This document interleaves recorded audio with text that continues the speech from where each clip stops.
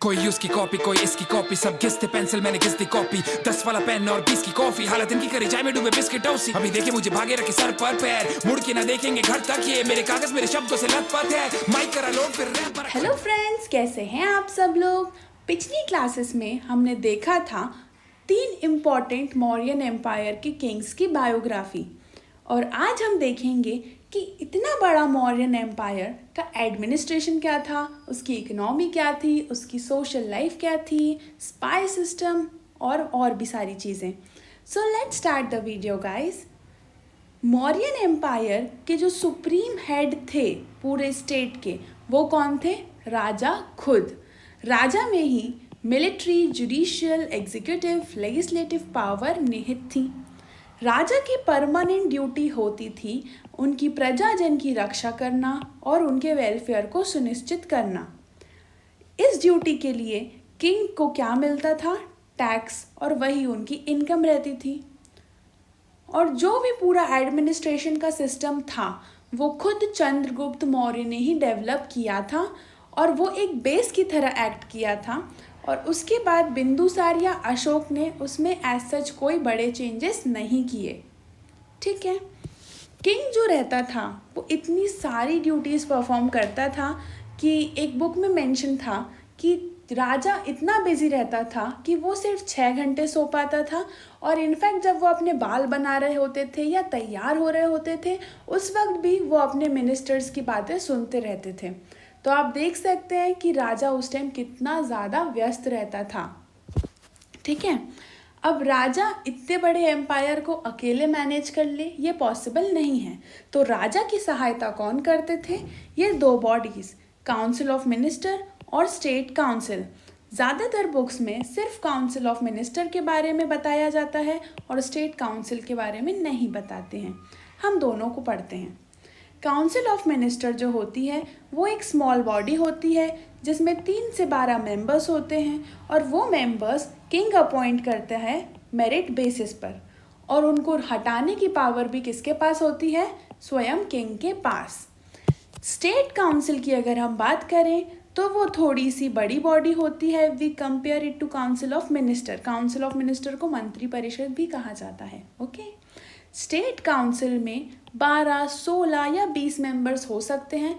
जितने भी स्टेट को रिक्वायर होता है उतना मेंबर्स को बढ़ा या घटा सकते हैं। यूजुअली ये 4 के मल्टीपल में होते हैं। अब कुछ इम्पॉर्टेंट मिनिस्टर्स देख लेते हैं। युवराज मतलब प्रिंस, जो कि राजा का बेटा होता है। पुरोहित मतलब चीफ प्रीस्ट। सेनापति या फिर कमांडर इन चीफ। और अमात्य मतलब सिविल सर्वेंट। एग्जाम में आपको पूछ सकते हैं कि सिविल सर्वेंट के लिए मौर्यन काल में कौन सा वर्ड यूज होता था, तो दैट वाज बेसिकली अमात्य। या वाइस वर्सा उल्टा पूछ सकते हैं कि अमात्य का कौन रहते थे, तो वो क्या रहते थे? Civil servants. ठीक है, आगे बढ़ते हैं। अब कुछ इम्पॉर्टेंट हेड ऑफिसर्स रहते थे मौर्यन एम्पायर में जिनको तीर्थ कहा जाता था। तो अगर आपसे पूछा जाए कि तीर्थ मतलब क्या होता है तो आप बोलेंगे हेड ऑफिसर्स।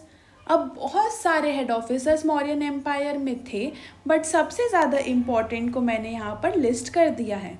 आइए समझते हैं। सबसे पहले है अक्षपाताल, जिसका मतलब होता है अकाउंटेंट जनरल। नेक्स्ट इज शुल्क अध्यक्ष, मतलब कलेक्टर ऑफ टोल्स। शुल्क से आप समझ जाएंगे कि भाई पैसे का कोई लेन देन हो रहा होगा, तो वो कौन है? Collector of tolls. गोप जो होते थे वो अकाउंट्स हैंडल करते थे। नवाध्यक्ष क्या थे? Superintendent of ships.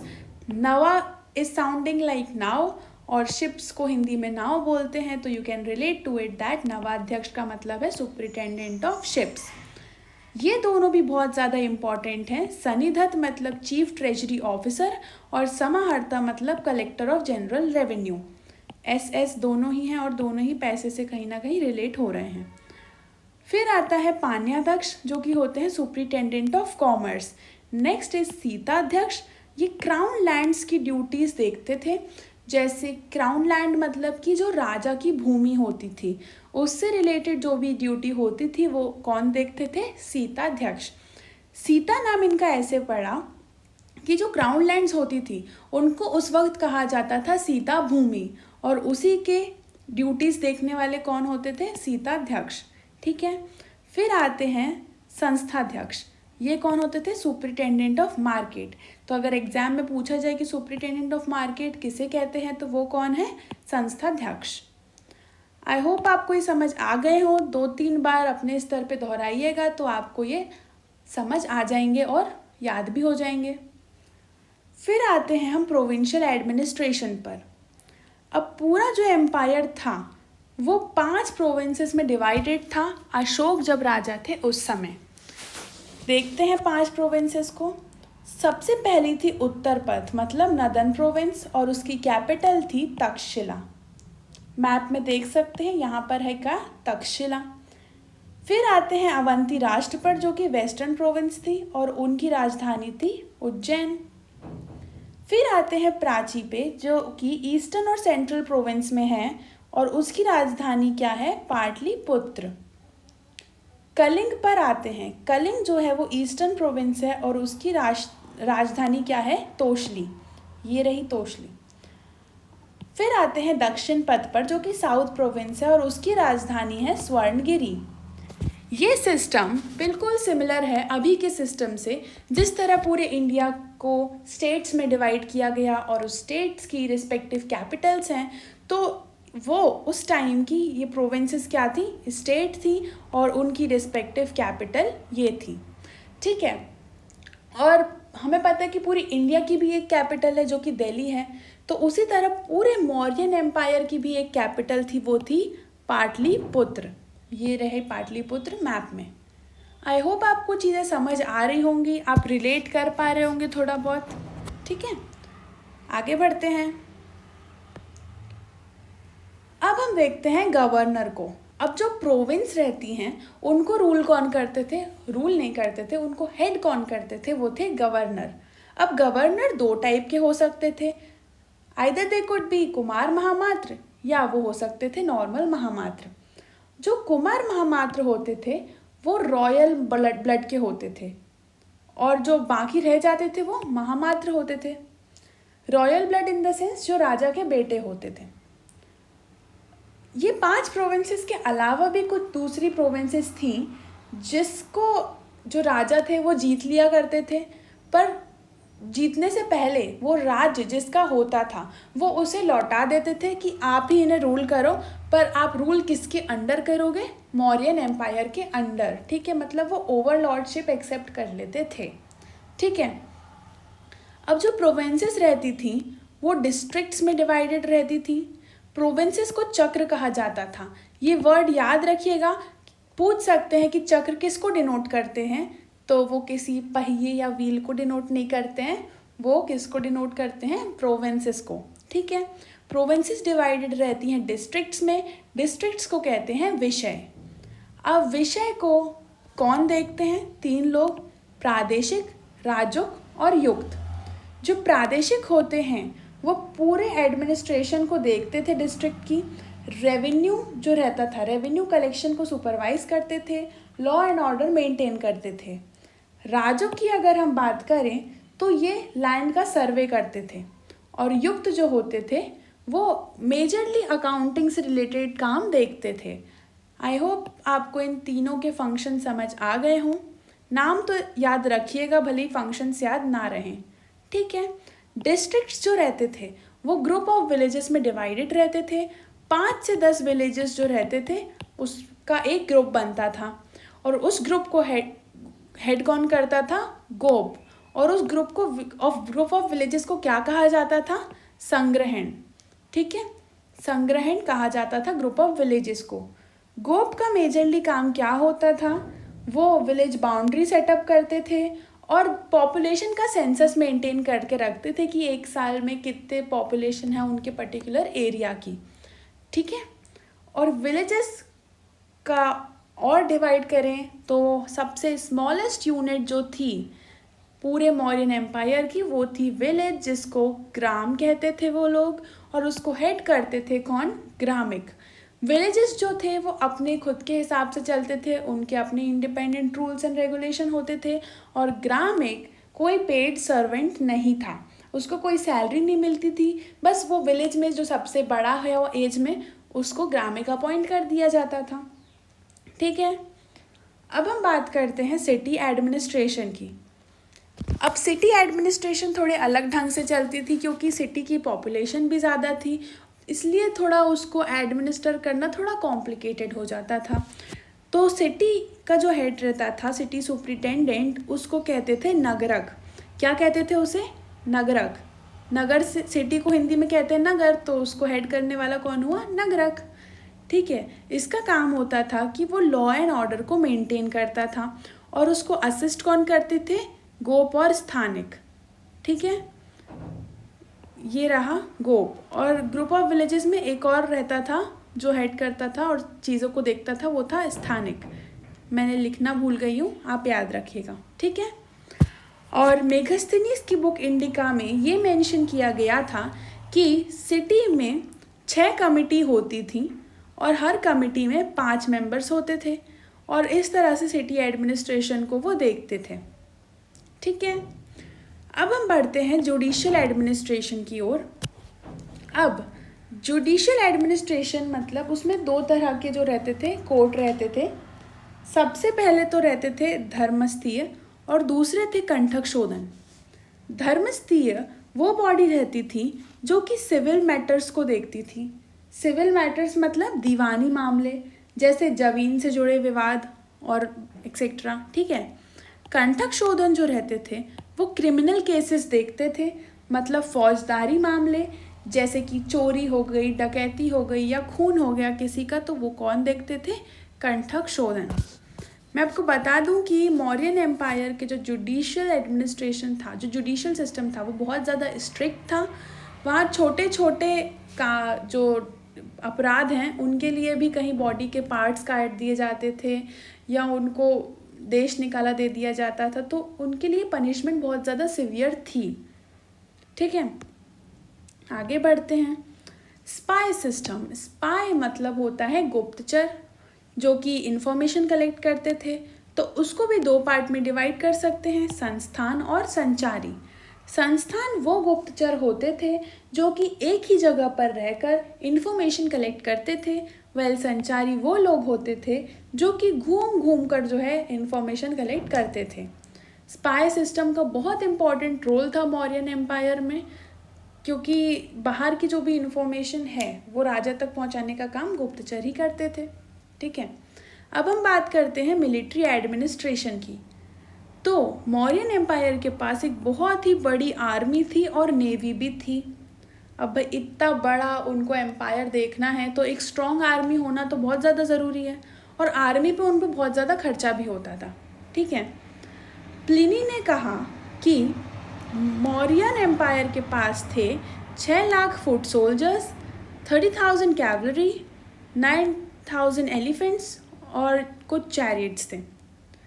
और ये पूरा मिलिट्री किसके अंडर में होता था? सेनापति देखता था। मेगस्थीन्स के हिसाब से जो एडमिनिस्ट्रेशन रहता था आर्मी का, वो 30 मेंबर की काउंसिल देखती थी और 6 डिपार्टमेंट्स रहते थे और हर डिपार्टमेंट में 5 मेंबर रहते थे। तो 6 × 5 कितना हो गया? 30 हो गए। और यही 30 मेंबर्स जो थे एडमिनिस्ट्रेशन देखते थे। और ये 6 डिपार्टमेंट्स क्या देखते थे?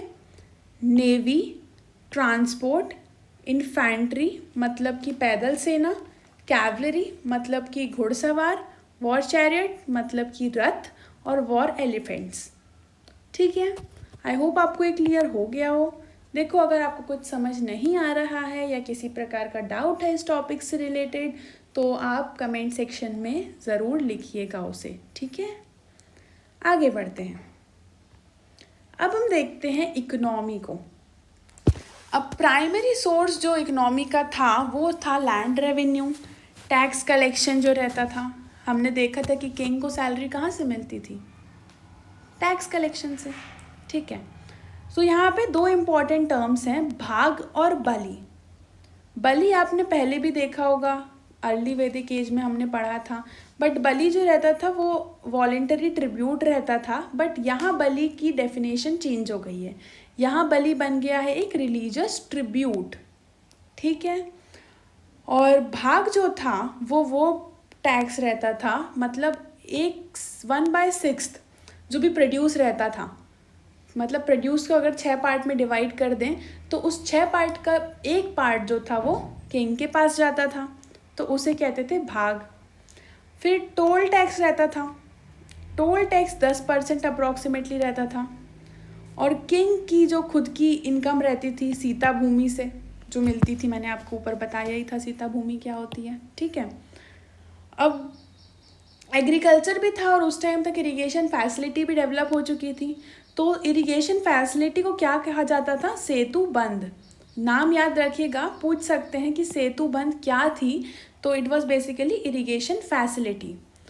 और इसको प्रोवाइड करने के लिए भी वाटर टैक्स लगाया जाता था, ठीक है। वैसे तो बहुत सारे टैक्स हैं पर आपको वो सब याद रखने की ज़रूरत नहीं है। जो इम्पॉर्टेंट टर्म्स थे जैसे भाग, बलि, टोल टैक्स, सीता और सेतुबंद जैसे मैंने आपको बता दिए हैं, ठीक है।